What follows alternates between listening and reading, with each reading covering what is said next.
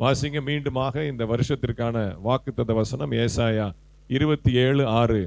ஏசாயா 27:6. அல்லேலூயா. யாக்கோபு வேர் பற்றி இஸ்ரவேல் பூத்து காய்த்து உலகத்தை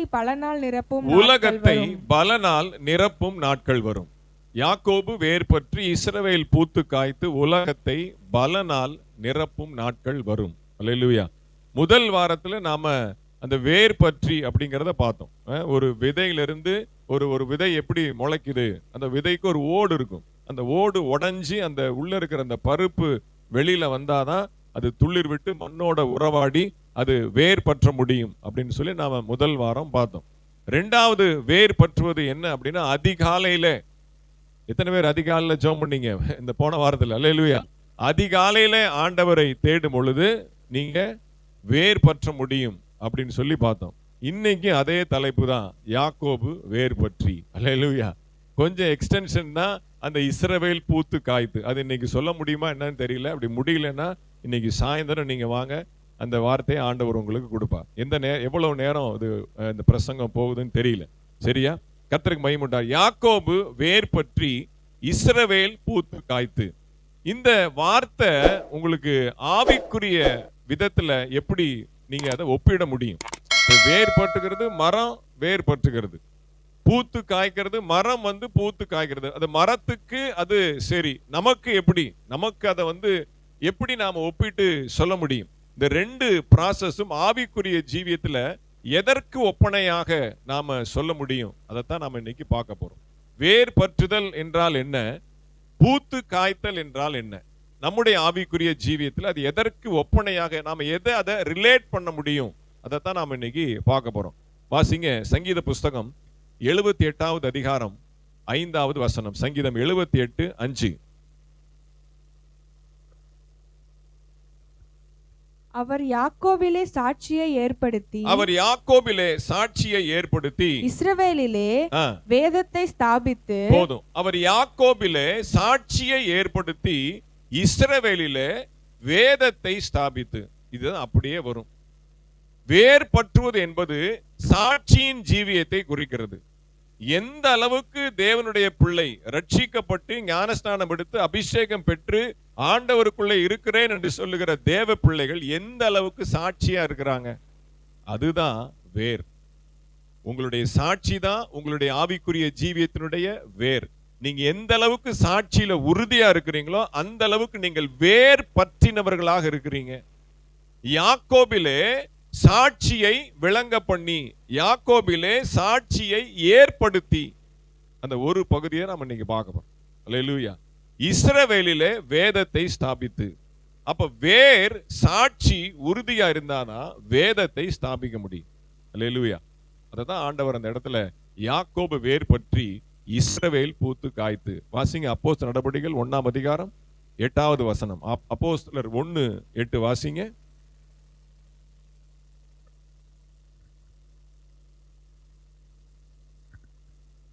பரிசுத்த ஆவி உங்களிடத்தில் வரும்போது நீங்கள் பலனடைந்து எருசலேமிலும் யூதேயா முழுவதிலும் சமாரியாவிலும் பூமியின் கடைசி பரியந்தமும் எனக்கு சாட்சிகளாய் இருப்பீர்கள். எப்போ? பரிசுத்த ஆவி உங்களிடத்தில் வரும்போது. அப்ப நான் தேவனுடைய ஆவியை பெற்றிருக்கிறேன், நான் ஆவிக்குரியவன், நான் ஆவிக்குரிய சபையில இருக்கிறேன், நான் ஆவிக்குரியவனா இருக்கிறேன் அப்படின்னு நீங்க சொன்னா நீங்க எப்படி இருக்கணுமா? சாட்சிகளா இருக்கணும். அல்லேலூயா. எந்த இடத்துல? வீட்டுல மட்டுமா? யூதேயா என்பது வீடு. அல்லேலூயா. உங்களுடைய வீட்டுல கணவன் மனைவி பிள்ளைகள் மத்தியில நீங்க எப்படி இருக்கிறீங்க? கணவனை குறித்து மனைவி என்ன சாட்சி கொடுக்கறாங்க, மனைவியை குறித்து கணவன் என்ன சாட்சி கொடுக்கறாங்க, ரெண்டு பேரை குறித்து பிள்ளைகள் எப்படி சாட்சி கொடுக்குது, பிள்ளையை குறித்து பெற்றோர் என்ன சாட்சி கொடுக்கறாங்க. குடும்பத்துல, ஆவிக்குரிய குடும்பத்துல நீங்க சாட்சிகளா இருக்கணும். அது யூதேயா. அல்லேலூயா. அடுத்து என்ன சொல்லப்பட்டிருக்கு? எருசலேம். எருசலேம் என்பது ஆலயம், தேவ சமூகம், சபை, விசுவாசிகள் மத்தியில. வீட்டுல மட்டும் சாட்சியா இருந்தா பத்தாது, சபையில, எருசலேம்ல, ஆராதிக்கிற இடத்துல, ஆவிக்குரிய குடும்பத்துல, தேவ பிள்ளைகள் மத்தியில நீங்க எந்த அளவுக்கு சாட்சியா இருக்கிறீங்க? ரெண்டாவது. மூணாவது என்ன அப்படின்னா, சமாரியாவிலும். அது வெளியில சொந்த பந்தங்கள் மத்தியில, நீங்க வேலை செய்யற இடத்துல, படிக்கிற இடத்துல, ஸ்கூல் போற இடத்துல, காலேஜ் போற இடத்துல, நீங்க பிரயாணம் பண்ணக்கூடிய இடத்துல, சோ அந்த இடத்துல உங்களை குறித்து என்ன சொல்றாங்க? அல்லேலூயா. நீங்க எந்த அளவுக்கு சாட்சியா இருக்கீங்க, எந்த அளவுக்கு தேவனை நீங்க பிரதிபலிக்கிறீங்க? அல்லேலூயா. அடுத்து பூமியின் கடைசி பரியந்தம். பூமியின் கடைசி பரியந்தமும் அப்படின்னா என்ன அர்த்தம்னா, ஒரு நபரை நீங்க பாக்குறீங்க. இப்ப நீங்க பஸ்ல போறீங்க, இல்ல ட்ரெயின்ல போறீங்க, உங்க பக்கத்துல ஒருத்தர் உட்கார்ந்து இருக்கிறார். மறுபடியும் அவரை நீங்க சந்திப்பீங்க அப்படின்னு உங்களுக்கு தெரியுமா? வாய்ப்பு இருக்கா? தெரியுமா? தெரியாது. மறுபடியும் அவரை பார்ப்போமா இல்லையான்னு நமக்கு தெரியாது. அப்ப என்ன அர்த்தம் அப்படின்னா, அவர் கடைசி பரியந்தம். அப்ப அந்த பிரயாணம் பண்ணக்கூடிய, அவரோடு டிராவல் பண்ணக்கூடிய அந்த கொஞ்ச நேரத்துல நீங்க எப்படி அவருக்கு சாட்சியா இருக்கிறீங்க, எப்படி தேவனுடைய சாட்சியை நீங்க வெளிப்படுத்துறீங்க அப்படிங்கறத அங்க முக்கியம். அல்லேலூயா. அப்போ யூதேயாவிலும் எருசலேமிலும் சமாரியாவிலும் பூமியின் கடைசி பரியந்தமும் நீங்கள் எனக்கு சாட்சிகளா இருப்பீர்கள். அப்ப எந்த அளவுக்கு நீங்க சாட்சியா இருக்கிறீங்க அப்படின்னா, முதல்ல குடும்பம், அப்புறம் சொந்த பந்தம், சபை, அப்புறம் என்னது, உங்களுடைய இனத்தார் ஜனத்தார் அக்கம் பக்கத்துல, வேலை ஸ்தலத்துல, அப்புறம் பூமியின் கடைசி பரியந்தம். அல்லேலூயா. கர்த்தருக்கு ஸ்தோத்திரம் உண்டாவதாக. அப்ப நான் உங்களுக்கு என்ன சொல்றேன் அப்படின்னா, இந்த வேர் சாட்சி ரொம்ப கரெக்டா இருந்தாதான் நீங்க என்ன பண்ண முடியும், பூமி வரைக்கும் நீங்க பலன் கொடுக்க முடியும். இப்ப இஸ்ரவேல் பூத்து காய்த்து உலகத்தை பலனால் நிரப்பும் நாட்கள் வரும். எப்படி வரும்? எல்லை தாண்டி நீங்க சாட்சியா இருந்தா. வாசிங்க மீகா புஸ்தகம் 5வது அதிகாரம் 4வது வசனம். மீகா 5:4 வாசிங்க.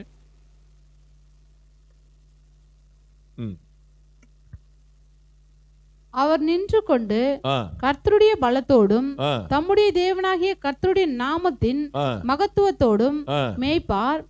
ஆகையால் அவர்கள் நிலைத்திருப்பார்கள். அவர் இனி பூமியின் எல்லைகள் பரியந்தமும் மகிமைப்படுவார். அவர் பூமியின் எல்லைகள் பரியந்தமும் மகிமைப்படுவார். இயேசு எப்படி பூமியின் எல்லைகள் பரியந்தமும் மகிமைப்பட முடியும்? அவர் வாழ்ந்தார், மரித்தார், உயிர்த்தெழுந்தார், இப்ப பரலோகத்துக்கு போயிட்டார். இப்ப எப்படி அவர் பூமியின் எல்லை பரியந்தமும் அவர் எப்படி மகிமைப்பட முடியும்? உங்களை வச்சு, என்ன வச்சுதான். அல்லேலூயா. பூமியின் கடைசி பரியந்தம் வரைக்கும் நம்ம போகணும். சொல்லிட்டேன் ஏற்கனவே, பாஸ்போர்ட் எடுக்காதவங்களாம் பாஸ்போர்ட் எடுத்துக்கோங்க. ஆண்டவர் இந்த வருஷத்துல என்ன பண்ண போறார்? உங்களை ஃபாரினுக்கு அனுப்ப போறார். அல்லேலூயா. பூமியின் எல்லை பரியந்தம், எல்லைகளை தாண்டி, பட்டணங்களை தாண்டி, மாநிலங்களை தாண்டி, தேசங்களை கடந்து, சமுத்திரங்களை கடந்து, பூமியின் எல்லை பரியந்தமும் அவர் மகிமைப்படுவார். எப்படி? உங்க மூலமா தான். உங்க மூலமா தான். அது எப்படி? அதுக்கு சரியான ஒரு வசனம் இதுக்கு ஒப்பனையா இருக்காது. இருந்தாலும் உங்களுக்கு விளக்கத்துக்காக நான் ஒரு வசனத்தை எடுத்திருக்கிறேன். வாசிங்க என்னாகமத்தின் புஸ்தகம் 32வது அதிகாரம் 21வது வசனம். என்னாகமம் 32:21 வாசிங்க. வாசிங்க. என்னாகமம் 32:21. கர்த்தர் தம்முடைய சத்துருக்களை தம்முடைய முகத்திற்கு முன்னின்று துரத்திவிடும் அளவும். போதும், நல்லா கவனிங்க. கர்த்தர் தம்முடைய சத்துருக்களை தம்முடைய முகத்திற்கு முன்னின்று துரத்தி விடும் அளவும். இது என்ன அர்த்தம் உங்களுக்கு அப்படின்னா, இஸ்ரவேல் ஜனங்கள் இப்ப யோர்தானை கடக்கல. யோர்தானுக்கு இந்த பக்கம் இருக்கிற தேசங்களை எல்லாம் பிடிச்சிட்டாங்க. பிடிச்சிட்டு என்ன பண்ணிட்டாங்க, 2.5 கோத்திரத்துக்கு அதை பிரிச்சு கொடுத்தாச்சு. மனாசேக்கு எப்ராஹிமுடைய பென்னிமின் பாதி கோத்திரம், ஏதோ 2 கோத்திரம், 2.5 கோத்திரத்துக்கு இந்த தேசத்தெல்லாம் பிரிச்சு கொடுத்துட்டாங்க. யோர்தானை கடந்து போய் அந்த பக்கத்துல இருக்கிற தேசங்களை எல்லாம் சுதந்திரிக்கிறதுக்கு என்ன பண்றாங்க, இந்த 2.5 கோத்திரத்தாரும் போகணும், யுத்தத்துக்கு போகணும். உங்களுக்கு இடம் கிடைச்சிருச்சு, உங்களுக்கு சொத்து கிடைச்சிருச்சு, நீங்க செட்டில் ஆயிடக்கூடாது. நீங்களும் என்ன பண்ணணும், உங்கள் சகோதரரோடு கூட யுத்த சன்னத்தராய் கிளம்பி போகணும். கர்த்தர் தம்முடைய முகத்து நின்று சத்துருக்களை துரத்தி விடும் அளவும். அவருடைய முகத்துக்கு முன்ன என்ன அர்த்தம்? அவர் நிக்கிறாரா? பிரத்யட்சமா இறங்கி நிக்கிறாரா? வானத்தையும் பூமியும் உண்டாக்கின தேவன் யோர்தான் நதிக்கரையில நின்று அவர் முகத்துக்கு முன்னாடி எல்லாத்தையும் நீங்களாம் விரட்டுங்க விரட்டுங்க அப்படின்னு சத்துருக்களை விரட்டுறாரா? என்ன அர்த்தம்? தம்முடைய ஜனங்களாகிய இஸ்ரவேல் ஜனங்களுக்கு முன்பாக சத்துருக்களை என்ன பண்ண போறார்? துரத்தி அடிக்க போறார். என்ன அர்த்தம்? We are the face of God. நாம தான் தேவனுடைய முகமாய் இருக்கிறோம்.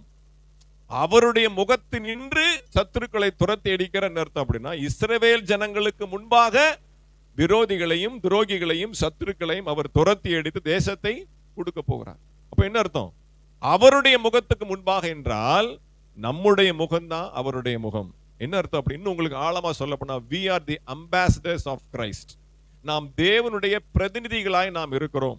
அவர் இருக்க வேண்டிய இடத்துல அவர் செய்ய வேண்டிய காரியத்தை நாம் செய்வதற்கு நாம் போய் நிக்கிறோம் இல்லையா?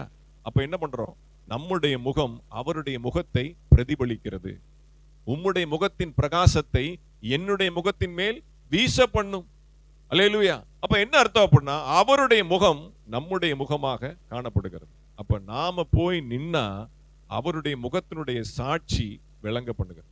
வாசிங்க யோவான் சுவிசேஷம் 15வது அதிகாரம் 27வது வசனம். யோவான் சுவிசேஷம் 15வது அதிகாரம் 27வது வசனம். நீங்களும் ஆதி முதல் என்னுடனே கூட இருந்தபடியால் எனக்கு சாட்சிகளாய் இருப்பீர்கள். அப்போ நாம இன்னைக்கு நேற்று தோன்றினவர்கள் அல்ல. வேதம் என்ன சொல்லுகிறது? பூமியும் அது நிறைவும் உண்டாவதற்கு முன்னமே ஆதி முதலாய் கர்த்தர் உங்களை கிறிஸ்துவுக்குள்ளாக என்னை தெரிந்து கொண்டார். அப்ப நாம ஏதோ 20 வருஷத்துக்கு முன்னாடி பிறந்தோம், 50 வருஷத்துக்கு முன்னாடி பிறந்தோம், 55 வருஷத்துக்கு முன்னாடி பிறந்தோம், அப்படி அல்ல. உலகம் தோன்றுவதற்கு முன்பாகவே, கல்லும் மண்ணும் தோன்றுவதற்கு முன்பாகவே, சமுத்திரத்தை உருவாக்குவதற்கு முன்பாகவே கிறிஸ்துவுக்குள்ளாக தேவன் நம்மை ஆதி முதலாய் தெரிந்து கொண்டபடினாலே நீங்கள் எனக்கு சாட்சிகளா இருக்கிறீர்கள். அல்லேலூயா. புரியுதா உங்களுக்கு? அப்போ இந்த வேர் எங்க போகுது அப்படின்னா, ஆதி முதலாய் நான் இன்னைக்கு பிறந்தேன், இன்னைக்கு சர்ச்சுக்கு வந்தேன், இன்னைக்கு எனக்கு சுவிசேஷம் சொன்னாங்க, இன்னைக்கு நான் ஞானஸ்தானம் எடுத்தேன், இன்னைக்கு நான் அபிஷேகம் பெற்றேன், அப்படி அல்ல. உங்களை கிறிஸ்துவுக்குள்ளாக தேவன் ஆதி முதலாய் தெரிந்து கொண்டபடினாலே நீங்கள் அவருக்கு சாட்சிகளாய் இருப்பீர்கள். அதான் ஆண்டவர் உங்களுக்கு சர்டிபிகேட் கொடுக்கிறார். நம்ம பழக்கம், நம்ம ரிலேஷன்ஷிப், நம்முடைய பந்தம் இன்னைக்கு நேத்து இல்லப்பா. நம்முடைய பந்தம் என்னது? ஆதி முதலாய் இருக்கிறது. ஆதி முதலாய் நம்முடைய பந்தம் தொடங்குகிறபடினாலே நீங்கள் எனக்கு சாட்சிகளாய் இருக்க வேண்டிய கட்டாயத்துல, நிர்பந்தத்துல இருக்கிறீர்கள். அல்லேலூயா. இது நம்முடைய உறவு இன்னைக்கு நேத்து இல்ல, இது நாளைக்கோட துண்டிக்கப்பட போறது கிடையாது. எப்படி ஆதி முதலா இருக்கிறதோ கடைசியில முடிவு பரியந்தமும் நம்முடைய பந்தம் நிலைத்திருக்க போகிறது. அப்ப ஆதியும் அந்தமும் இல்லாத உறவு நமக்கும் தேவனுக்கும் இடையே இருக்கக்கூடிய உறவு. அப்ப அப்படிப்பட்ட ஒரு ஆழமான உறவு, நெருக்கம், பந்தம், ஐக்கியம் தேவனோடு நமக்கு இருக்கிறதுனால நாம் தேவனுக்கு சாட்சிகளா இருக்கணும். அதுதான் வேர். அப்ப எங்கேயாவது சாட்சி கட்டாகுது, சாட்சியின் ஜீவியம் இல்ல, கொஞ்சம் இடரலா நீங்க வாழ்றீங்க, மத்தவங்க முகம் கோன்ற மாதிரி, மத்தவங்க முகம் சுளிக்கிற மாதிரி நீங்க இருக்கிறீங்க அப்படின்னா அந்த உறவுல நீங்க என்ன பண்றீங்க? ஒரு கத்திரிக்கோலை போடுறீங்க. அல்லேலூயா. அப்ப அந்த சாட்சியை நீங்க கெடுக்கிறீங்க. அப்ப ஆதி முதலாய் நீங்கள் எனக்கு சாட்சிகளாய் இருப்பீர்கள். அதான் யாக்கோபு வேர் பற்றி யாக்கோபிலே சாட்சியை ஏற்படுத்துகிறார். உங்களுக்கும் எனக்கும், உங்களுடைய வாழ்க்கையிலும் என்னுடைய வாழ்க்கையிலும் அவருடைய சாட்சியை அவர் ஏற்படுத்தி அதை வேர் பற்ற பண்ணுகிறார். ஏன்னா நம்ம அவ்வளவு ஆழமா இருக்கிறோம். நம்ம இங்க மட்டும் இல்ல, நம்ம நித்திய ஜீவனுக்கு போக போறோம். அவரோடு நாம் வாசம் பண்ண போறோம். சதா காலங்களிலும் சேனைகளின் கர்த்தர் பரிசுத்தர் பரிசுத்தர் பரிசுத்தர் என்று சொல்லி அவரை சதா காலங்களிலும் ஆராதிக்கிற, ஆர்ப்பரிக்கிற தேவனுடைய பிள்ளைகளாய் ஆதி முதலாய் கிறிஸ்துவுக்குள்ளாக நம்மை தெரிந்தெடுத்தபடினாலே நாம் சாட்சிகளாய் இருந்தா தான் இங்கேயும் நல்லா இருக்க முடியும், அங்கேயும் நமக்கு இடம் இருக்க முடியும். அப்ப அந்த அளவுக்கு வேரானது ஆழமா இருக்கிறது. ஒரு மரத்தினுடைய வேர் எந்த அளவுக்கு ஆழமா இருக்குதோ அந்த அளவுக்கு அதனுடைய ஸ்ட்ரென்த் ஜாஸ்தி, அதனுடைய பலன் ஜாஸ்தி. அப்போ நம்முடைய சாட்சி எந்த அளவுக்கு ஆழமா இருக்கோ அந்த அளவுக்கு நாம் கிறிஸ்துவை மகிமைப்படுத்த முடியும். பரலோக ராஜ்யத்துல நமக்குரிய வாசஸ்தலத்தை நாம் சுதந்திரித்துக் கொள்ள முடியும். அல்லேலூயா. வாசிங்க, ஒரு சில சம்பவங்களை நாம் வாசிக்க போறோம். தானியேல் புஸ்தகம். எப்படி நாம சாட்சியா இருக்கணும்? இப்ப நான் உங்களுக்கு முதல் இன்ட்ரோடக்ஷன் என்ன கொடுத்திருக்கேன் அப்படின்னா, வேர் பற்றுதல் என்பது நாம் சாட்சியாக இருக்க வேண்டும். அப்ப ஒரு சில நபர்களை பார்த்து நான் உதாரணத்தோடு இந்த பகுதியை நான் உங்களுக்கு கடந்து போக விரும்புகிறேன். வாசிங்க தானியேல் புஸ்தகம் 5வது அதிகாரம் 11வது வசனம். நாம் எப்படி சாட்சியா இருக்கணும்? சாட்சியா இருக்கணும். ஓகே, எந்த விதத்துல நம்ம சாட்சியா இருக்கணும்? வாசிங்க தானியேல் 5:11. உம்முடைய ராஜ்யத்திலே ஒரு புருஷன் இருக்கிறான், அவனுக்குள் பரிசுத்த தேவர்களுடைய ஆவி இருக்கிறது. அவனுக்குள் பரிசுத்த தேவனுடைய ஆவி இருக்கிறது. போதும். உங்களை பார்த்து சொல்லக்கூடிய நபர் என்ன சொல்லணும் அப்படின்னா, ஸ்டீஃபன் பிரதரா, அவருக்குள்ள தேவனுடைய ஆவி இருக்கிறது, அவர் பரிசுத்த ஆவியினுடைய வரத்தை பெற்றவர். பாபிலோன்ல அவ்வளவு பேர் இருக்கிறான், அவ்வளோ ஜோசியக்காரன் இருக்கிறான், அவ்வளோ குறி சொல்றவன் இருக்கிறான், அவ்வளோ பயங்கர அந்த ஆராதனை செய்யக்கூடிய வீரர்கள் இருக்கிறாங்க. அல்லேலூயா. ஆனா யார மெயினா ஒரு விரல் காட்டி யார், இங்கே ஒரு புருஷன் இருக்கிறான், இங்கே ஒரு புருஷன் இருக்கிறான், அவன் தேவனுடைய பரிசுத்த ஆவியை பெற்றவனா இருக்கிறான். அப்ப சாட்சியுள்ள பிள்ளைகளுடைய முதல் அடையாளம் என்ன அப்படின்னா, தேவனுடைய ஆவியை பெற்றவர்களா இருக்கணும், பரிசுத்த ஆவியினுடைய அபிஷேகத்தை பெற்றவர்களா இருக்கணும். அப்பதான் நீங்க சாட்சியா நடக்க முடியும். அப்போ ஒரு விரல் ஒரு செவத்துல போய் எழுதுது, அதனுடைய அர்த்தம் தெரியல. பாபிலோன் ராஜா, பாபிலோன் தேசத்தினுடைய நேபுகாத் நேச்சாருடைய பையன் குடித்து வெறித்து போதையில இருக்கிறான். அப்போ ஒரு கையிருப்பு வந்து அந்த அரண்மனை செவத்துல என்னமோ எழுதுது. அது என்ன எழுத்துன்னு தெரியல, அது என்ன பாஷைன்னு தெரியல, என்ன லாங்குவேஜ் தெரியல, அது அர்த்தம் தெரியல, எல்லாம் மண்டையை போட்டு குழப்பிக்கிறாங்க. அப்ப என்ன சொல்றாங்க, அந்த மாகாணத்தில் உள்ள மந்திரிமார் எல்லாம் சொன்ன, இங்கே ஒரு புருஷன் இருக்கிறான். அல்லேலூயா. ஏன்னா அவங்களுக்கு எக்ஸ்பீரியன்ஸ் உண்டு. ஏன்னா அவங்க அப்பா காலத்துல எல்லாம் சொப்பனத்துல விலைக்கு சொல்லி அந்த அவங்க அப்பாவே கதிகலங்க பண்ணினார். அப்ப உங்களை குறித்து அப்படிப்பட்ட ஒரு சாட்சி இருக்குதா? மறைமலை நகர்ல அல்லேலூயா, கண்ணதாசன் தெரியல, சிலப்பதிகாரம் தெரியல, இங்கே ஒரு ஸ்திரீ இருக்கிறாள், இங்கே ஒரு பெண்மணி இருக்கிறாள், இங்கே ஒரு சகோதரி இருக்கிறாள், இங்கே ஒரு வாலிப பெண் பிள்ளை இருக்கிறாள், இங்கே ஜெயகிறிஸ்து மறுரூப சபையினுடைய விசுவாசி இருக்கிறார்கள், அவர்கள் தேவனுடைய ஆவியை பெற்றவர்களா இருக்கிறார்கள். அந்த அளவுக்கு உங்களுடைய சாட்சி வெளியில போகுதா? அல்லேலூயா. இன்னிருந்து போகட்டும். அல்லேலூயா. நீங்களாம் நினைக்கிறீங்க நம்மளெல்லாம் வந்து யாருமே கண்டுக்கல, நம்மளாம் யாரும் கவனிக்கல அப்படின்னு. எல்லாம் உங்களை உத்து நோக்கி அப்படியே பார்த்தீங்கன்னா, அது என்ன சிசிடிவி கேமரா வச்சு தான் உங்களை பார்த்துட்டு இருக்கிறாங்க. நீங்க என்ன பேசுறீங்க, எப்படி நடந்துக்கிறீங்க, நீங்க எல்லாம் சர்ச்சுக்கு போற ஆள் தானா, சபை விசுவாசி மாதிரி தான் இருக்கிறீங்களா, எப்படி பேசுறீங்க, என்ன நடக்கிறீங்க, எல்லாம் பார்த்துக்கிட்டு தான் இருக்கிறாங்க. அல்லேலூயா. அப்போ இவர்கள் எப்படிப்பட்டவர்கள் என்பதை உலகத்தார் சொல்லணும். கூட வந்த சாத்ராக் மேஷாக் ஆபேத்நேகோ சொல்லல, தானியேலுடைய ஃப்ரெண்ட்ஸ் சொல்லல. தானியேல் தேவனுடைய ஆவியை பெற்றவன், அந்த கை உறுப்பு என்ன எழுதுச்சு, என்ன பாஷை, என்ன அர்த்தம் எல்லாம் சொல்லிடுவான் அப்படின்னு அவங்க சொல்லல. யார் சொல்றாங்க? பாபிலோன்ல இருக்கக்கூடிய அந்த மாகாணத்தின் அதிபதிகள் சொல்றாங்க. அல்லேலூயா. அப்ப அந்த அளவுக்கு தானியேல் சாட்சி உள்ளவனா இருந்தான்.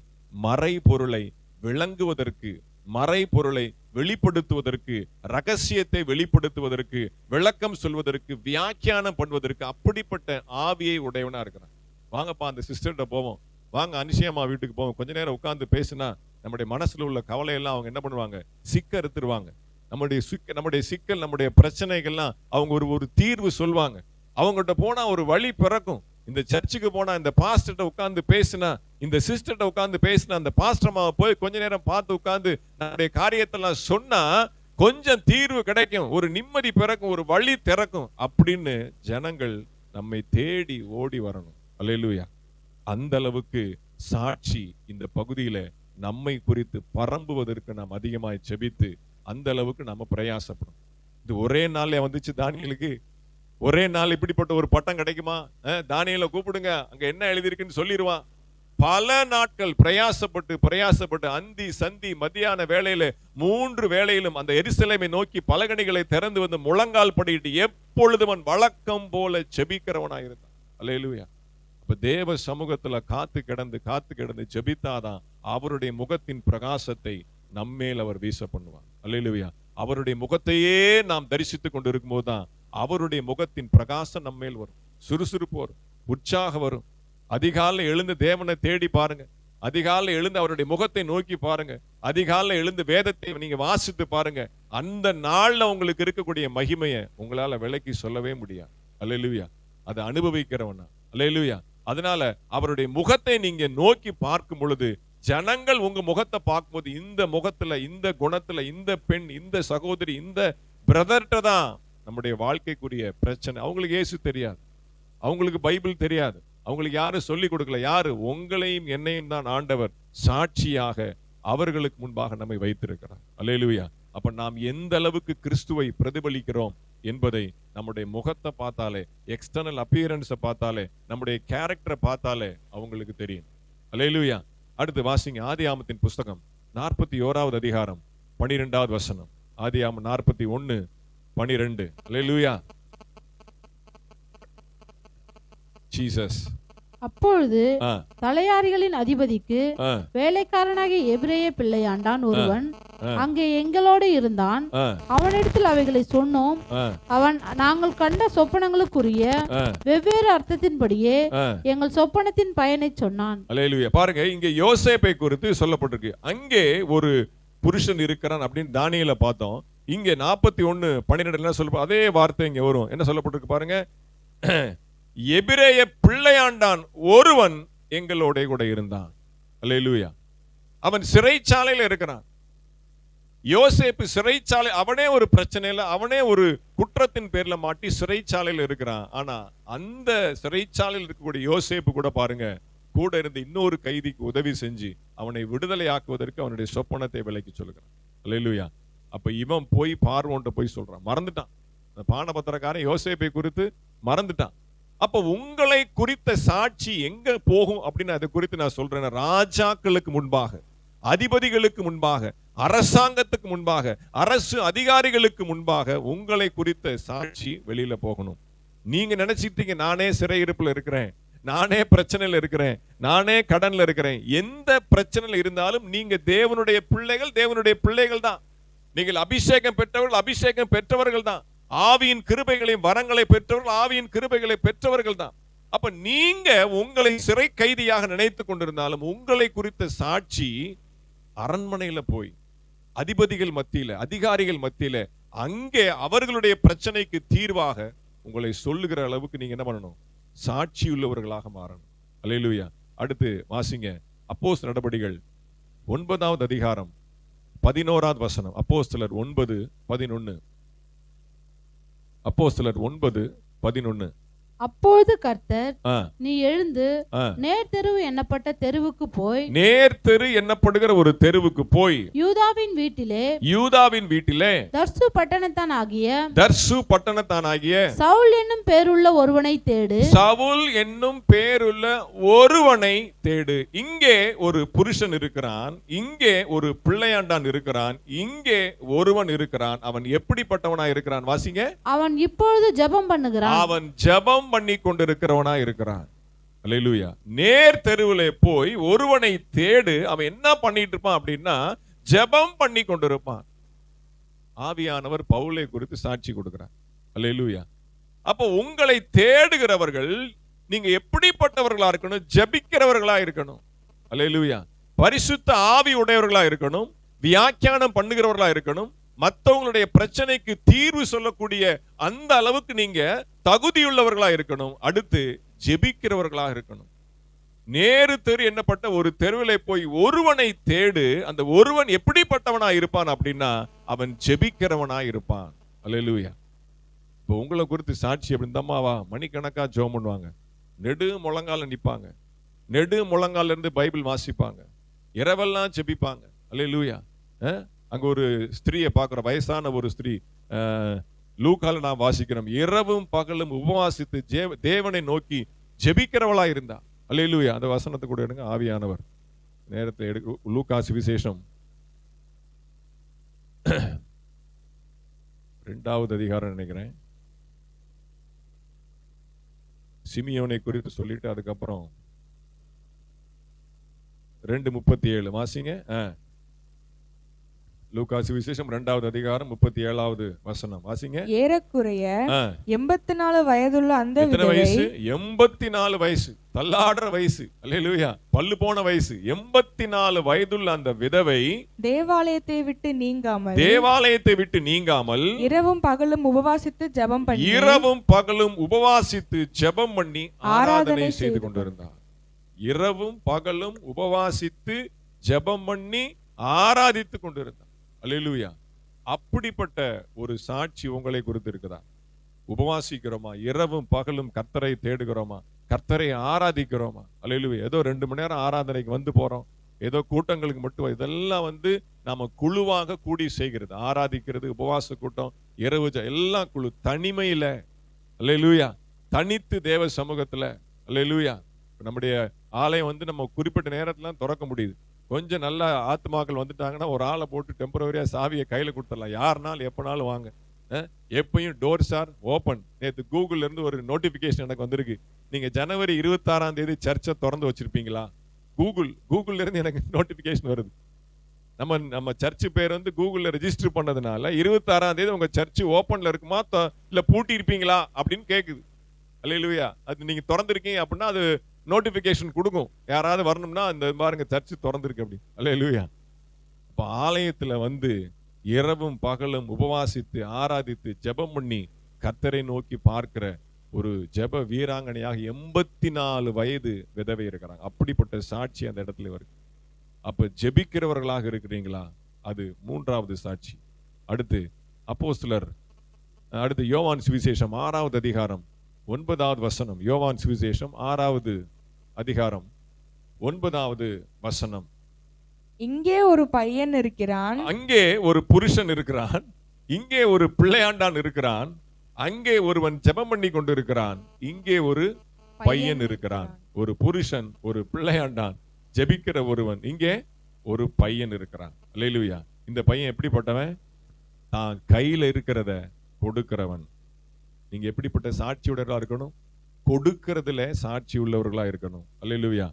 உங்களுக்கு எல்லாம் இருந்தது போக மிச்சத்தை இல்ல, உங்களுக்குன்னு வச்சிருக்கிறத, நீங்க பயன்படுத்துறதுக்குன்னு வச்சிருக்கிறத, நீங்க உங்களுடைய சுய உபயோக வச்சிருக்கிறத நீங்க கொடுக்கிறவர்களா இருப்பீங்களா?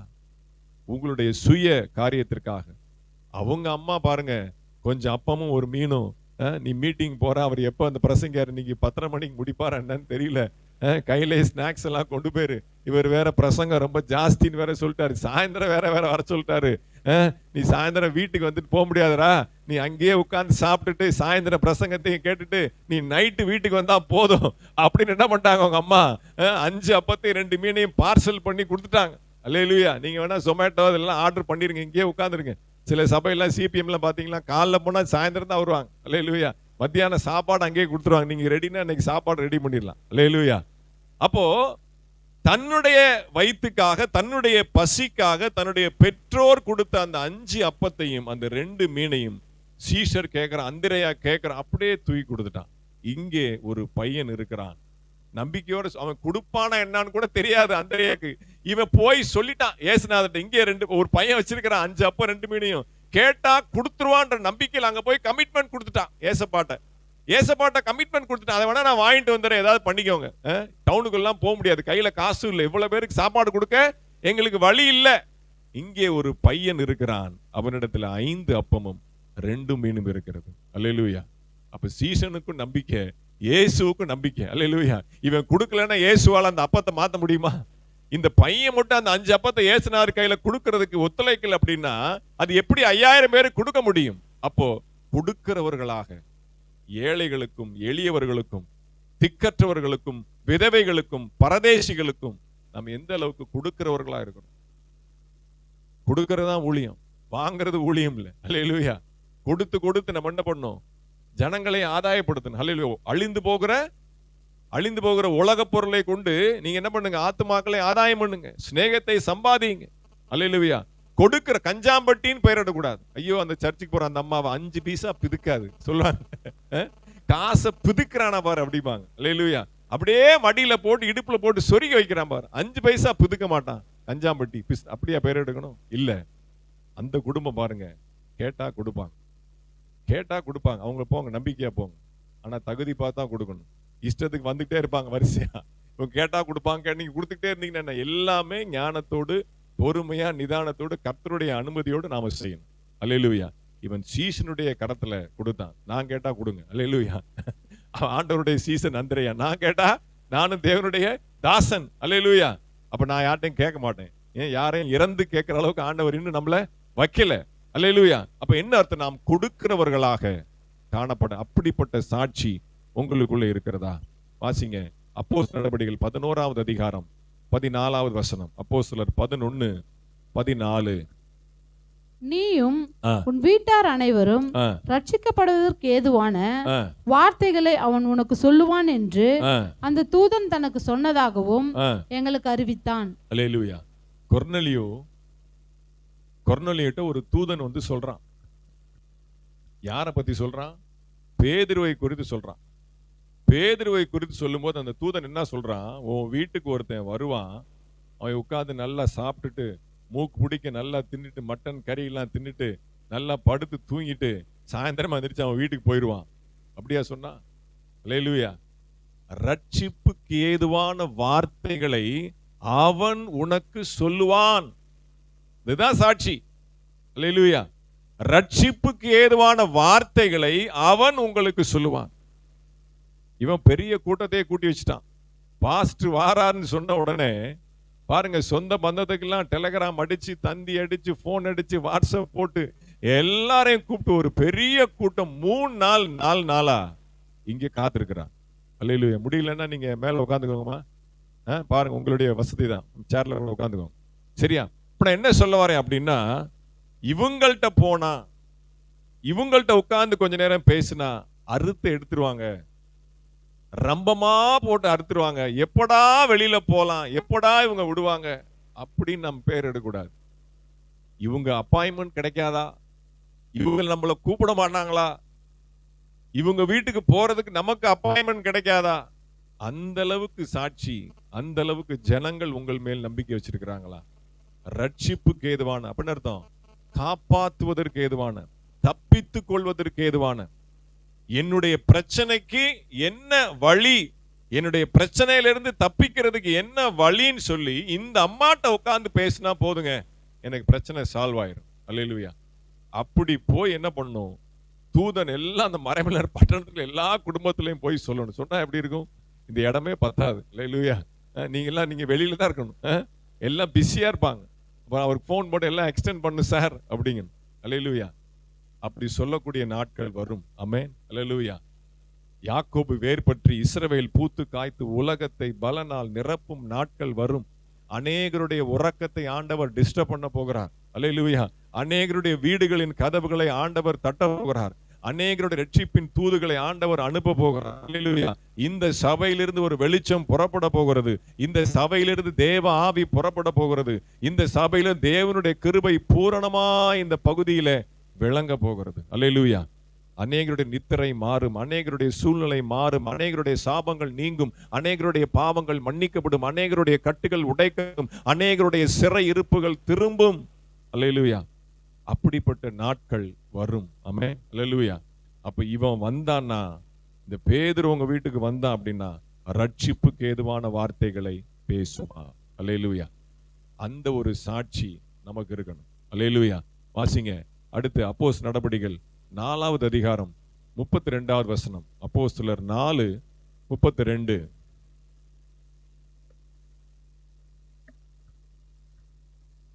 விசுவாசிகளாகிய திரளான கூட்டத்தார் ஒரே இருதயம் 33 வாசிங்க. கர்த்தராகிய இயேசுவின் உயிர்த்தெழுதலை குறித்து அப்போஸ்தலர்கள் மிகுந்த பலமாய் சாட்சி கொடுத்தார்கள். அவர்கள் எல்லார் மேலும் பூரண கிருபை உண்டாயிருந்தது. உங்க மேல பூரண கிருபை விளங்கணும், ஆண்டவருடைய கிருபை விளங்கணும் அப்படின்னா நீங்க எப்படிப்பட்டவர்களா இருக்கணும்? உயிர்த்தெழுந்த இயேசு கிறிஸ்துவுக்கு சாட்சி உள்ளவர்களா இருக்கணும். அல்லேலூயா. பாருங்க, கர்த்தராகிய இயேசுவின் உயிர்த்தெழுதலை குறித்து அப்போஸ்தலர்கள் மிகுந்த பலமாய் சாட்சி கொடுத்தார். இயேசு கிறிஸ்துவினுடைய உயிர்த்தெழுதலை குறித்து நம்பிக்கை உள்ளவர்களாய். அல்லேலூயா. இன்னைக்கெல்லாம் பாத்தீங்கன்னா செய்தியெல்லாம் தாறுமாறா போகுது. அவர்லாம் உயிர்த்தெழவே இல்லைங்க, அவர் மரித்துட்டாரு. வேற யாரும் எந்திரிச்சதை இவங்க என்ன பண்ணிட்டாங்க, அப்படியே ஃப்ளூக்ல அடிச்சு விட்டுட்டு இருக்கிறாங்க. அல்லேலூயா. அவருடைய உயிர்த்தெழுதலை குறித்து பலமாய் சாட்சி கொடுக்கிறவர்கள் மேலதான் தேவனுடைய பூரண கிருபை விளங்கும். அல்லேலூயா. வாசிங்க அப்போஸ்தலர் நடபடிகள் 27வது அதிகாரம் 24வது வசனம். அப்போஸ்தலர் 27:24. பவுலே, பயப்படாதே, நீ ராயனுக்கு முன்பாக நிற்க வேண்டும். இதோ உன்னுடனே கூட யாத்திரை பண்ணுகிற யாவரையும் தேவன் உனக்கு தயவு பண்ணினார் என்றான். பாருங்க,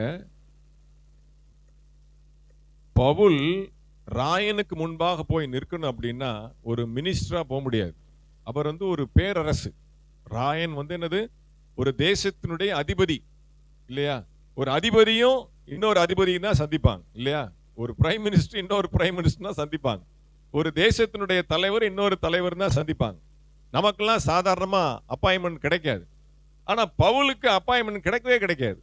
பவுல்லாம் போய் நிக்கிறதுக்கு வாய்ப்பே இல்லை. ஆண்டவர் என்ன பிளான் பண்றார் அப்படின்னா, இவனை போய் ராயனுக்கு முன்னாடி போய் நிப்பாட்டணும் அப்படின்னா, இவனை அரெஸ்ட் பண்ணி கைதியா மாத்தினாதான் இந்த வழக்கு ராயனுக்கு போகும். அப்ப என்ன பண்ணுவான், பவுல் அங்க போய் நிப்பான். அல்லேலூயா. நீ ராயனுக்கு முன்பாக எனக்கு சாட்சியாய் நிற்க வேண்டும். அல்லேலூயா. பயப்படாதே. இந்த கடல் கொந்தளிக்குது, கப்பல் கடல்ல மூங்கிருச்சு, எல்லாம் அடிச்சிருச்சு, எல்லாம் பிரச்சனை. பயப்படாதப்பா, உன் கூட இருக்கிற எல்லாரையும் நான் காப்பாத்துவேன். ஏன்னா பர்பஸ் என்ன, நோக்கம் என்ன, இவங்க உயிர் இல்ல, உன்னுடைய உயிர் எனக்கு அதை காட்டிலும் முக்கியம். ஏன்னா நீ ராயனுக்கு முன்பாக என்னுடைய சாட்சியாக நீ நிற்க வேண்டும். அதற்காகத்தான் இவ்வளவு கட்டுகளும் உபத்திரவங்களும் பாடுகளும் பிரச்சனையும், இவ்வளவு கண்ணீரும், இவ்வளவு இருளும் நிறைந்த இடத்துல உன்னை கூட்டிட்டு போறதுக்கு காரணமே, உன்னுடைய ஜீவன் என்னுடைய கையில் இருக்கு. அல்லேலூயா. உன்னுடைய ஜீவன் என் கையில் இருக்கிறதுனாலதான் இவங்க எல்லாருடைய உயிரும் உன் கையில் இருக்கு. அல்லேலூயா. இவர்கள் எல்லாரும் தப்பி கரை சேர்வார்கள். ஏன்னா நீ ராயனுக்கு முன்பாக போய் நிற்க வேண்டும். ஏன்னா ரோமாபுரியில ஏகப்பட்ட ஆத்மாக்களை பவுலை வர வச்சு ஆதாயப்படுத்துவதற்காக ஆண்டவர் மிகப்பெரிய திட்டம் வச்சிருக்கிறார். அது எங்க தெரியுமா? வாசிங்க பிலிப்பியர் நிருபம் 4வது அதிகாரம் 22வது வசனம். பிலிப்பியர் 4:22 வாசிங்க. பரிசுத்தவான்கள் அனைவரும் விசேஷமாக நல்லா கவனிங்க, விசேஷமாக ரொம்ப ஸ்பெஷலா ராயனுடைய அரண்மனையில் உள்ளவர்களும் உங்களுக்கு வாழ்த்துதல் சொல்லுகிறார்கள். இது எந்த இடத்துல எழுதுறாரு? அங்க ரோமாபுரியில சிறை கைதியாக அரஸ்ட் பண்ணி இருக்கிற இடத்துல ஜெயில இருக்கும்போது பிலிப்பு சபைக்கு அவர் நிருபத்தை எழுதுகிறார். அப்ப என்ன அர்த்தம்? இவர் சிறை கைதியா இருக்கும்போது ராயனுடைய அரண்மனை இருக்கக்கூடிய அதிகாரிகளும் போர் சேவரும் எல்லா துறைத்தனத்தில் கூடிய அரண்மனை எல்லாருமே பவுலை வந்து பார்த்துட்டு போறாங்க, பவுலை விசாரிக்கிறாங்க. ஏன்னா அந்த பவுலை விசாரிப்பதற்கு, பவுலை கவனிப்பதற்கு சில அதிகாரிகளை ராயன் நியமித்திருக்கிறான். வந்து சேர்ற எல்லாத்தையும் ஆண்டவருடைய பிள்ளையா மாத்திடுறான் பவுல். அல்லேலூயா. புரியுதா உங்களுக்கு? ராயனுடைய அரண்மனையில் இருக்கக்கூடிய ஏதாவது ஒரு டிபார்ட்மெண்ட், ஏதாவது ஒரு துறையை சேர்ந்த நபர்கள் சிறைச்சாலையில போய் பவுலை விசாரிக்கணும். அவன் என்ன பண்றான், ஏது பண்றான், எப்படி. ஒரு சிறை கைதி, ஒரு முக்கியமான ஒரு கைதி. அப்ப சிலருக்கு அந்த பொறுப்பை கொடுத்து ராயன் என்ன பண்றான், அனுப்புகிறான். வந்த எல்லாரையுமே கிறிஸ்துவின் அன்பினாலே நிரப்பி தேவ பிள்ளைகளாய் மாத்தி அவனோட அவ்வளவு ஃப்ரெண்ட் ஆயிடுறாங்க. அவங்க எல்லாம் தேவனுடைய பிள்ளைகளாக மாறுறாங்க. இந்த நிருபம் எழுதும்போது சொல்றேன், என்ன எழுதிட்டு இருக்கீங்க, என்ன பண்ணிட்டு இருக்கீங்க? நான் அந்த பிலிப்பி சபைக்கு லெட்டர் எழுதிட்டு இருக்கேன்ப்பா. நானும் கேட்டதா சொல்லுங்க. அல்லேலூயா. நானும் இங்க ஆண்டுடைய பிள்ளையா மாறிட்டேன்னு சொல்லுங்க. என்னுடைய வாழ்த்துதலை பிலிப்பி சபை சொல்லுங்க சொல்லி ராயனுடைய அரண்மனையில் உள்ளவர்களும் விசேஷமாய் உங்களுக்கு வாழ்த்துதல் சொல்லுகிறார்கள். பாத்தீங்களா? அப்போ நான் ராயனுக்கு முன்பாக நான் சாட்சியாய் நிற்க வேண்டும். எதற்கு? அங்க இருக்கிற எல்லாரையும், ராயனுடைய அரண்மனையில் இருக்கிற எல்லாரையும் தேவனுடைய பிள்ளைகளாய் மாற்றுவதற்கு ஆண்டவர் என்னை சாட்சியாக வைத்திருக்கிறார். கர்த்தருக்கு ஸ்தோத்திரம். பரிசுத்தவான்கள் வாழ்த்து சொல்றது முக்கியம் இல்லை. அவங்க சபையார் தான், அவங்க ஏற்கனவே விசுவாசிகள் தான், அவங்க ஏற்கனவே ஆண்டவருடைய தாசர்கள், ஊழியக்காரங்க. ஆனா ராயனுடைய அரண்மனையில் உள்ளவங்க விசேஷமாய் வாழ்த்து சொல்றாங்கன்னா அதுக்கு காரணம் யாரு? பவுல் அந்த இடத்துல உயிர் தெழுந்த இயேசு கிறிஸ்துவுக்கு சாட்சியாக அவர்களையும் ஆதாயப்படுத்தினதுனால அந்த அன்பில, அந்த உறவில அவர்களும் தங்களை பகிர்ந்து கொள்ளும்படி, அல்லேலூயா, என்னுடைய வாழ்த்துதலையும் பிலிப்பி சபைக்கு சொல்லுங்க அப்படின்னு அவங்க சொல்றாங்க. அல்லேலூயா. கவனிச்சீங்களா? அப்ப நீங்க சாதாரணமான ஆளால் இல்லை. நீங்க சிறைப்பட்டு போனாலும், நீங்க ஏதாவது உடம்பு சரியில்லாம ஆஸ்பத்திரிக்கு போயிருப்பீங்க. அல்லேலூயா. நீங்க கஷ்டப்பட்டுட்டு இருப்பீங்க. ஆனா அந்த இடத்துல உங்களுக்கு ஒரு வேலையை ஆண்டவர் வச்சிருப்பார். அங்க ஒரு ஊழியத்தை ஆண்டவர் வச்சிருப்பாரு. நான் ஆபரேஷன் பண்ணிட்டு அப்படியே உட்கார கூட முடியல, 2வது ஆபரேஷன் பண்ணிட்டு நான் கஷ்டப்பட்டுட்டு அப்படியே ஒரு கேப்ல வரோம். பார்த்தா அந்த டிரைவர் ரொம்ப கவலையோட வண்டி ஓட்டிட்டு இருந்தார். அந்த முகத்துல ஒரு கவலை தெரிஞ்சது. என்னால உட்கார கூட முடியல. நான் அப்படியே சாஞ்சுதான் உட்கார்ந்து இருக்கிறேன். அந்த பிரதரை பார்க்க எனக்கு ஆவியானவர் ஏவுறார். அப்படியே கடைசி வரைக்கும் அவர் சோகமாவே இருந்தார். கிட்ட நெருங்கும் போதுதான் பேச்சு கொடுத்தேன். அப்படியே அழுது தள்ளிட்டார். தன்னுடைய சோகம், தன்னுடைய பிரச்சனை, கல்யாணத்தில் உண்டான பிரச்சனை எல்லாம் சொல்லிட்டு கஷ்டப்பட்டு நான் வீட்டுல இறங்கி அவரை சர்ச்சுக்கு வாரீங்களான்னு கேட்டேன். வாங்க பாஸ்டர் போகலாம் அப்படின்னாரு. என்னால படி கூட ஏற முடியல. அப்பதான் ஆபரேஷன் பண்ணி மறுநாள் தான் டிஸ்சார்ஜ் ஆகி வந்துட்டு இருக்கேன். கஷ்டப்பட்டு இந்த இடத்துல நின்று கண்ணீரோடு அழுதார். அந்த அழுகைக்கு ஆண்டவர் பதில் கொடுத்து அடுத்த 2 மாசத்திலே அவருக்கு ஒரு திருமண வாழ்க்கை ஆண்டவர் ஏற்படுத்தி கொடுத்தார். அல்லேலூயா. நாம் கட்டப்பட்டவர்களா இருக்கலாம், நாம் சிறை கைதிகளா இருக்கலாம், நாம் பலவீனம் உள்ளவர்களா இருக்கலாம். ஆனால் பலவீனம் உள்ள அந்த சூழ்நிலையில கூட நாம் போகிற இடத்திலும் ஆண்டவர் நம்மை சாட்சியாய் நிறுத்தும் பொழுது அவர்களுக்கு ஒரு தீர்வை நம் மூலமா ஏற்படுத்துகிறார். நம்மலாம் ஏன் இப்ப ஆஸ்பத்திரிக்கு போறோம், ஏன் பலவீனமா போறோம்னு இப்பதான் அதுக்குரிய அர்த்தமே புரியுது. அல்லேலூயா. நம்மை கொண்டு ஆண்டவர் ஒரு காரியத்தை செய்ய, நம்மை அந்த இடத்துல சாட்சியாய் நிறுத்தி, நம்மை வேரூன்ற பண்ணி அந்த இடத்துல ஒரு நபருக்கு ஒரு விடுதலையை கொடுக்க ஆண்டவர் நம்மை அனுப்புகிறார். அல்லேலூயா. அப்புறம் போகிற இடத்தை பார்த்து, பிரச்சனையை பார்த்து நீங்க யோசிக்காதீங்க. நமக்கு ஏதாவது ஒரு வேலை ஆண்டவர் வச்சிருக்கிறாரா, நீங்க அதை கேட்கணும். நீங்க போகிற இடத்துல, ஆண்டவரே நான் என் சுய வேலையா போகிறேன், என்னுடைய சொந்த வேலையா போகிறேன், உங்க வேலை ஏதாவது கொடுங்கப்பா, ஒரு அடிஷனலா ஒரு ஓவர் டைம் பாக்குறேன், உங்களுக்கு நான் என்ன செய்யணும், உங்களுக்கு நான் என்ன காரியத்தை செய்யறதுக்கு நீங்க வச்சிருக்கிறீங்க, அதை கேட்கும் போது ஆண்டவர் வெளிப்படுத்துவார். அப்போ மற்ற ஜனங்களுக்கும் நம்மை பிரயோஜனம் உள்ளவர்களாக, சாட்சி உள்ளவர்களாக வைப்பார். அதான் யாக்கோபிலே சாட்சியை ஏற்படுத்தி, நீங்க போற இடத்துல எல்லாம், நீங்க உட்கார்ற இடத்துல எல்லாம், நீங்க எல்லா இடத்துலையும் ஆண்டவர் உங்களை சாட்சியாக ஏற்படுத்துகிறார், உங்களை ஃபைன் டியூன் பண்றார், உங்களை உருவாக்குகிறார். அல்லேலூயா. அருமையான வார்த்தை, ஏற்படுத்தி. நீங்க சாதாரணமா இருக்கிறீங்க, நீங்க அப்பிரயோஜனமானவர்களா நீங்க நினைக்கிறீங்க, ஆனால் ஆண்டவர் உங்களை மெருகு பண்ணுகிறார், உங்களை ஊன்ற கட்டுகிறார், உங்களை ஷேப் பண்றார், உங்களை மவுல்டு பண்ணி அழகா வணைந்து ஏற்படுத்தி அவருக்கு சாட்சிகளாக உங்களை நிறுத்துகிறார்.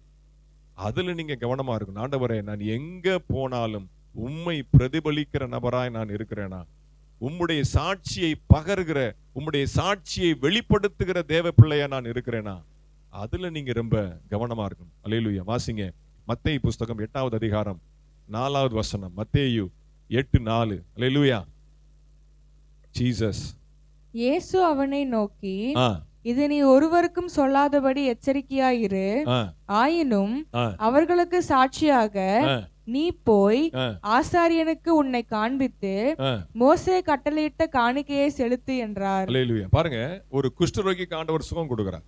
நீ ஒருத்தருக்கு சொல்லாத அப்படின்னு சொன்னா கூட அடிஷனலா ஒரு பாயிண்ட் சொல்றாரு, நீ ஆசாரியனுக்கு உன்னை சாட்சியாக காண்பித்து. இப்ப நீங்க என்ன அர்த்தம், வெளியில சில பேர் பாத்தீங்கன்னா பயங்கரமா ஊழியம் செய்வாங்க, ஆஸ்பத்திரி ஊழியம்பாங்க, கைப்பருதி ஊழியம்பாங்க, அது இதுன்னு. ஆனா உள்ள பாஸ்டுக்கு அவங்களுக்கு என்ன இருக்காது, அண்டர்ஸ்டாண்டிங் இருக்காது.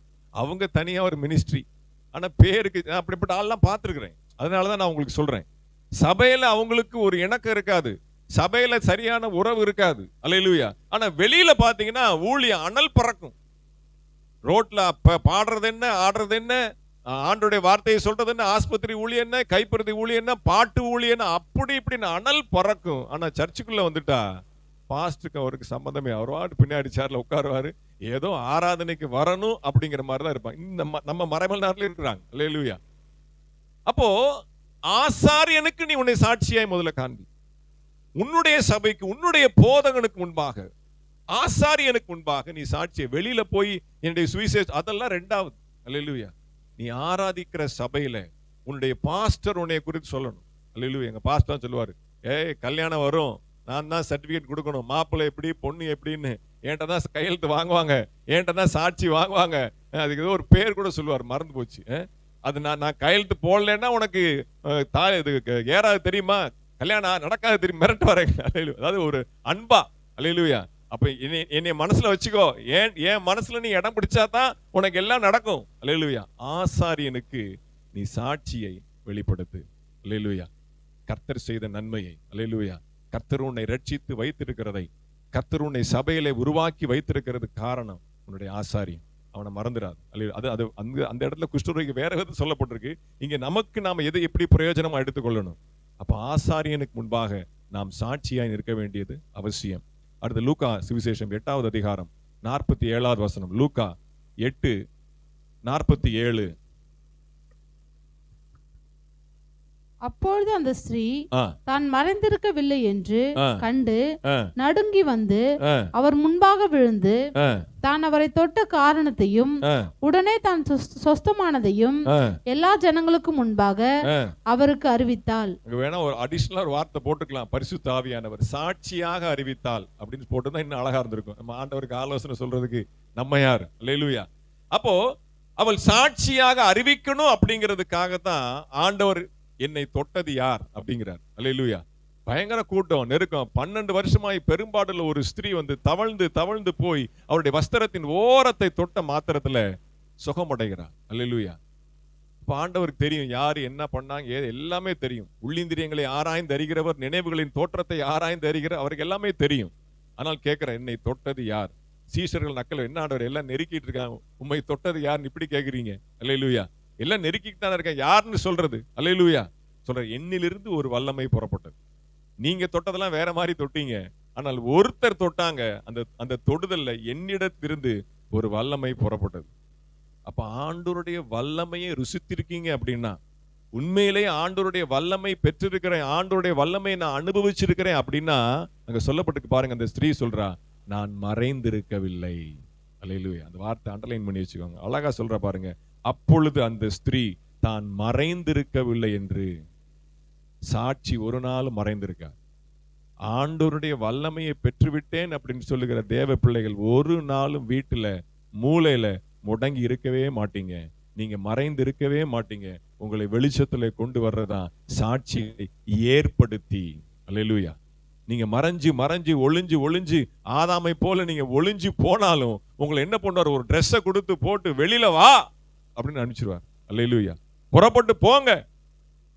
அந்த ஸ்திரீ தான் மறைந்திருக்கவில்லை என்று சொல்லி அறிந்து, நான் தான் தொட்டேன் என்று சொல்லி சாட்சியாக அறிவித்தார்.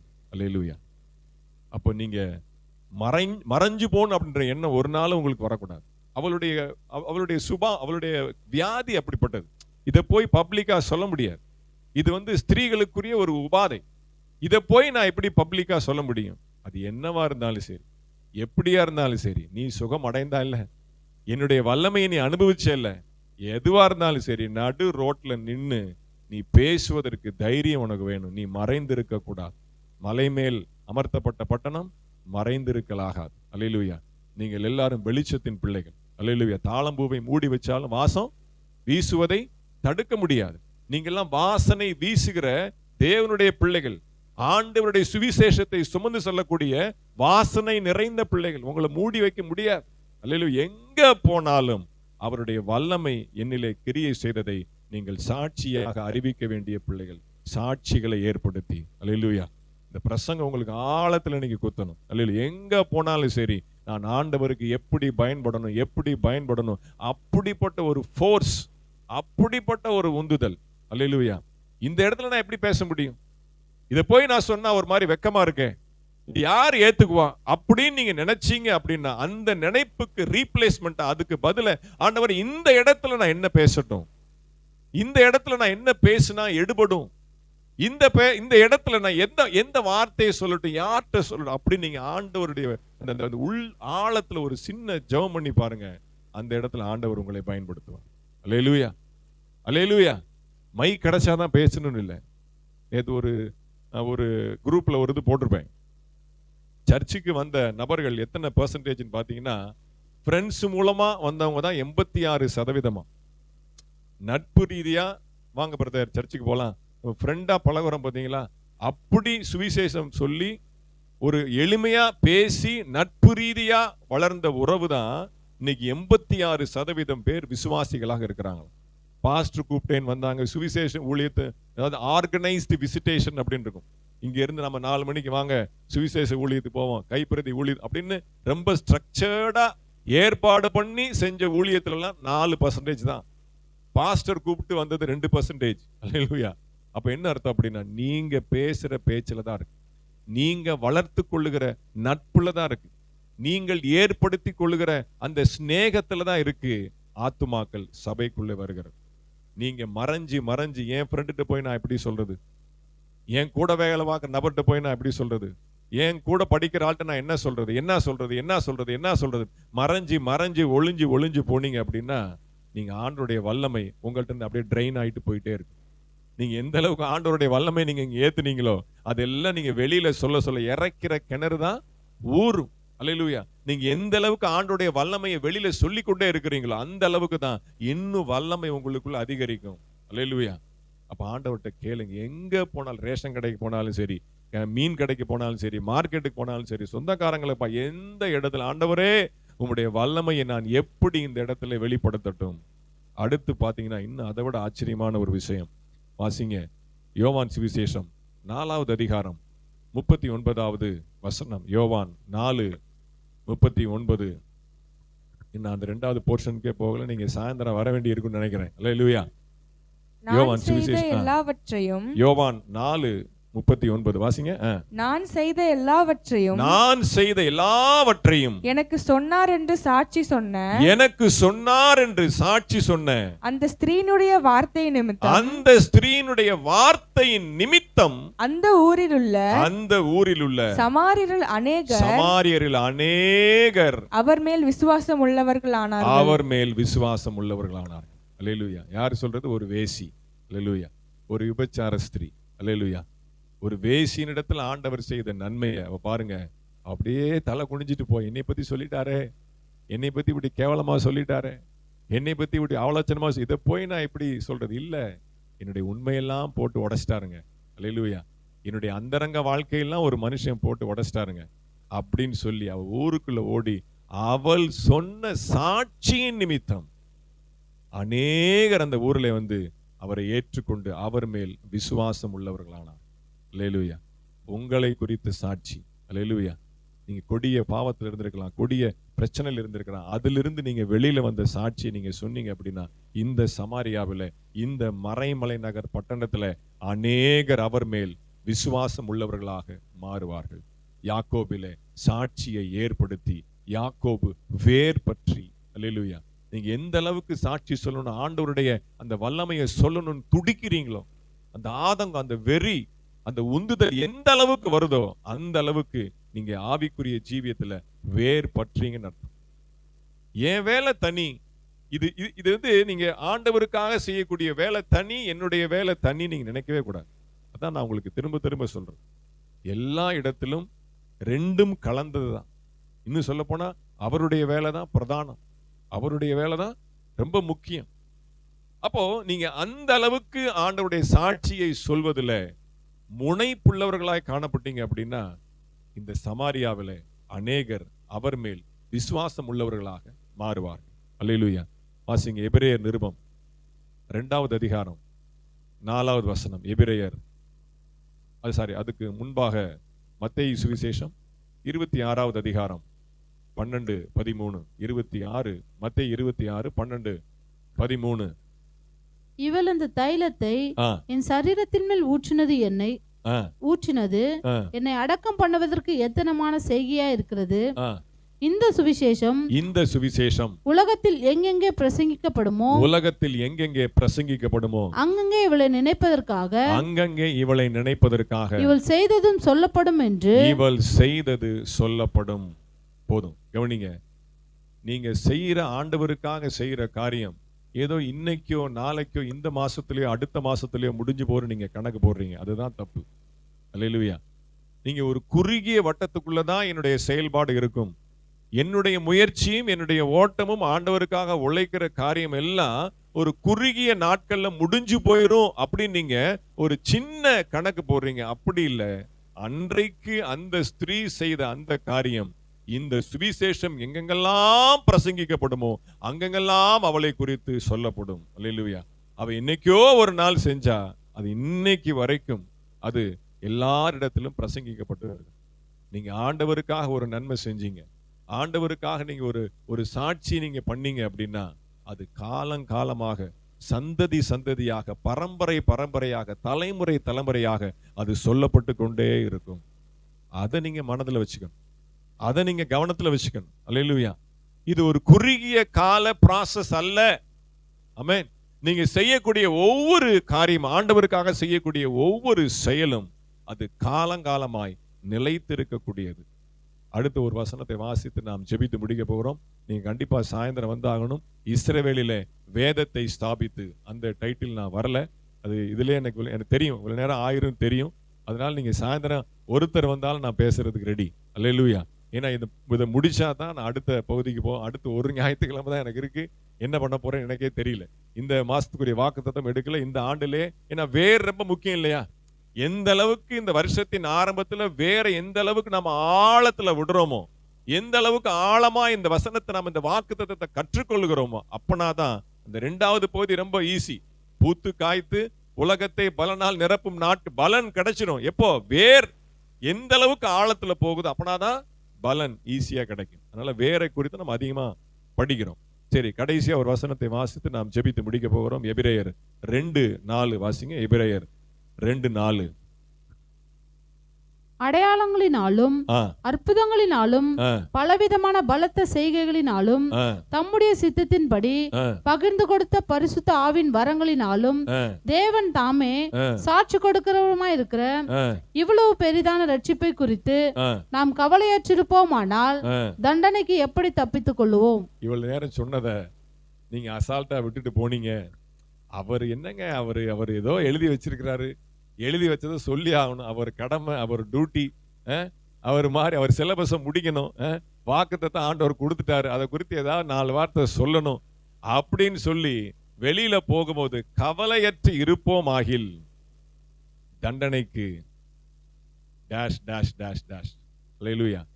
ஆனா இந்த 2வது பகுதி கூட நீங்க நான் உங்களை பயமுறுத்த விரும்பல. அந்த முதல் பகுதியை மட்டும் நான் விலைக்கு சொல்லி நான் ஜெபத்தை முடிக்க விரும்புகிறேன்.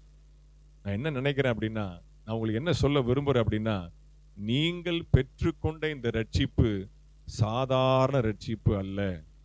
நீங்க சர்ச்சுக்குள்ள உட்கார்ந்து இருக்கிறது, வானத்தையும் பூமியையும் உண்டாக்கின தேவனை ஆராதிக்கிற இந்த செயல், படைத்த தேவனை, சிருஷ்டித்த தேவனை, உங்களுக்காக ரத்தம் சிந்தின அந்த இயேசு கிறிஸ்துவை அறிந்து கொண்ட இந்த பாக்கியம், இந்த ஸ்லாக்கியம், அதைத்தான் ரட்சிப்பு என்று சொல்கிறோம்.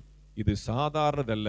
எப்படிப்பட்டது அப்படின்னா, அடையாளங்களினாலும் சொல்லப்பட்டு பாருங்க, அற்புதங்களினாலும் பலவிதமான பலத்த செய்கைகளினாலும் தம்முடைய சித்தத்தின்படி பகிர்ந்து கொடுத்த பரிசுத்த ஆவியின் வரங்களினால் உங்களுக்கு ரட்சிப்பை கொடுக்கிறதுக்கு எவ்வளவு பிரயாசப்பட்டிருக்காரு பாருங்க. சாதாரணமா நீங்கெல்லாம் சர்ச்சுக்குள்ள வரல, சாதாரணமா நீங்கெல்லாம் இயேசுவை அறிந்து கொள்ளல. அல்லேலூயா. மிகப்பெரிய அடையாளங்களை கொடுத்திருக்கிறான். சில பேர்லாம் அடையாளம் கேட்கிறாங்களே, இந்த அடையாளம் நடந்தாதான் நான் இயேசுவை ஏற்றுக்கொள்வேன், இந்த அடையாளம் நடந்தாதான் நான் சர்ச்சுக்கு வருவேன், இது நடந்தாதான் எனக்கு சர்ச்சுக்கு வருவேன். அல்லேலூயா. அடையாளங்களினாலும் அற்புதங்களினால், அல்லேலூயா, மிகப்பெரிய அற்புதங்களை செய்யல. சாமானிய சொல்ல ஆண்டவரே சொல்றார், ஆண்டவரே இயேசுவே சொல்றாரு, இப்படிப்பட்ட அற்புதங்களை செய்யலைன்னா இவங்க விசுவாசிக்க மாட்டாங்க. அவரே சொல்றார்.